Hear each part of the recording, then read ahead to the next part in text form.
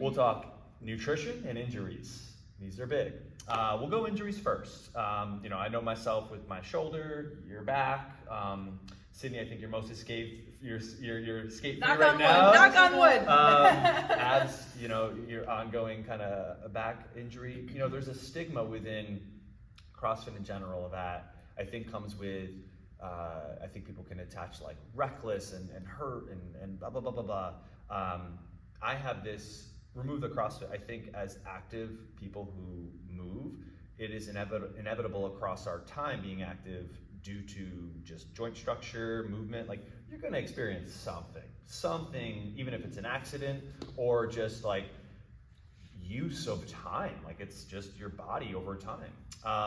So I'll go to you first. You recently just experienced a little back injury, sciatic, that kind of took you out of commission. Yeah. And you started to lose your marbles a little bit. Oh, God, yeah. And in your 60s, and I know that for anyone in their 60s who experience an injury, especially the back is very debilitating. It's like, I do everything that it's involved in everything. Yeah. So if you want to talk a little bit about maybe what that experience was like, the mental part of it, and then your road back to now of like feeling, mostly good again in most areas. Yeah.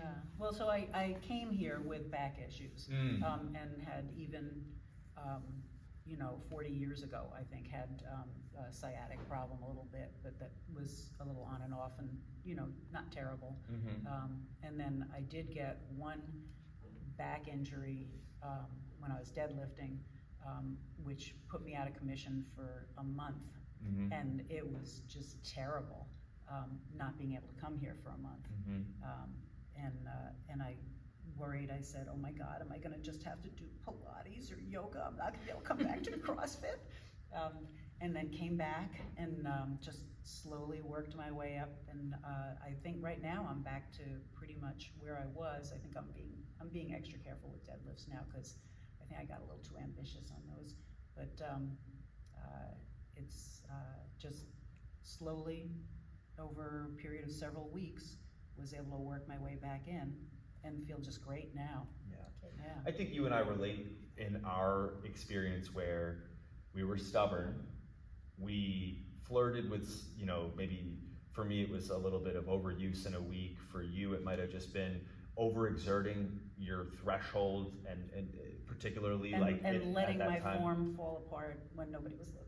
Right, and because our egos and our desire to, and sometimes Definitely I think ego thing. we, in this instance, had to learn the hard way, and sometimes you get pushed all the way up to the hard way to say, if you're not gonna listen, there's gonna be an intervention. The intervention is gonna be some pain. Yeah. And now from here, you can choose to, make a different decision, but it's gonna come with some time away or time off or whatever. What about you? So you've had this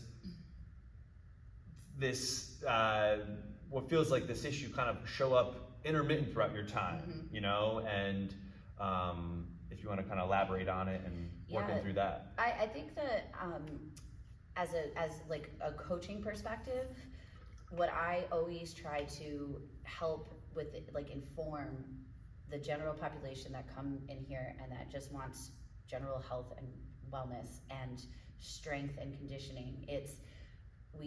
Yes, all the things that we do in here moves the needle, but we have to be doing the things outside of here that 100% contributes. And so I see a lot of folks, like, they come in here and it's like hip, back, knee, or whatever, and it's, tell me a little bit about your lifestyle. Well, I'm in a car 4 hours a day, or over the weekend I'm inactive, I don't do anything, or my sleep is just off the charts awful. And it's just like things like that, and it's like, those things are just so important, and admittedly, like, I was not taking care of myself in the areas that I needed to align with what my goals were in here. So I want to lift heavy, gotta take care of the body. You know what I mean? You gotta, like, you're gonna exert yourself at a high level in here, and then also coach and have this, schedule that maybe doesn't have a lot of time in between. Like, you have to allow time for yourself to make sure you're doing all the other things, like extra stretching, extra mobility, extra care on whether that be chiropractic work, acupuncture, massage, or whatever like that. And I just wasn't doing the things, so like that, it's been it's like the ego came into play, and it's been like a hard lesson learned, but like it feels so good to be where I'm at now, and I'm sure it is for you guys too, to be like, coach told me to back off 40%, don't jump, do this, don't row, do this, don't, you know what I mean? And make sure you're taking care of the body, take the extra 15 minutes, go couch stretch, do it, you know, so it's like, those are the things that I wish that I could just continue to give other folks that are experiencing like any sort of injury or setback. Yeah, and I think a good thing that you've done recently too, experiencing it, is you've got back in the mix and adjusted the movements appropriately. So example, if the class is back squatting and your body wasn't quite ready for that, you found and were given a movement that fit the mold that made sense to do and allowed you to still work out with others. And that's you meeting halfway. Mm-hmm. And I know that a lot of us can be stubborn to do that because we want to do what everyone else is doing. We want to, you know, if the class is doing X, like I want to do that too. And like sometimes that comes with making it worse. Mm-hmm. So it takes a couple of that time, you know, that happening to be like, okay, I'm gonna listen now, because the goal is to not, you know, be hurt and then just, like you said, like not do this anymore. The goal is to, okay, I can still train while healing, I just don't want to do things that are above a 4 out of 10. Yeah. I need to pivot to stay active, and I can still keep my body strong as I do that. Yeah, and the other thing with injury too is that, yes, there's a stigma against lifting heavy, like deadlifting especially, like take deadlifting, like people can say deadlifting is bad for your back. It's actually the best thing that you could do for your back, because look how fast you recovered. Imagine this was a running, month. Like 5 years prior, Julie, where she was just running and doing some other things like aerobic and not strength training. The recovery could have taken much more time. Mm-hmm. And you know, the other thing too is that we can injure ourselves, like reaching down to pick a pencil off the ground, or reaching, you know, in the back seat to get it back. I always do that because I know somebody who did that, and it was like something happened, and you know, like so. The stigma, the best thing to do is to keep training, like keep moving, just adjusting and being smart about it. Yeah, you know, I think the last thing on this is strength training and conditioning build a buffer, but you're not immune to injuries, tweaks, or setbacks. And I think you're right.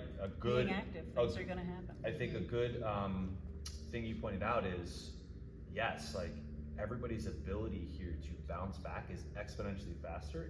If we were inactive, that time takes so much longer, and it's probably so much worse in your mind too. You know, let's shift the last portion to nutrition. I'm sure our nutrition has all changed since we, you know, or evolved and expanded. We just talked about discipline, and I align with that. You know, I was thinking driving in, I was like,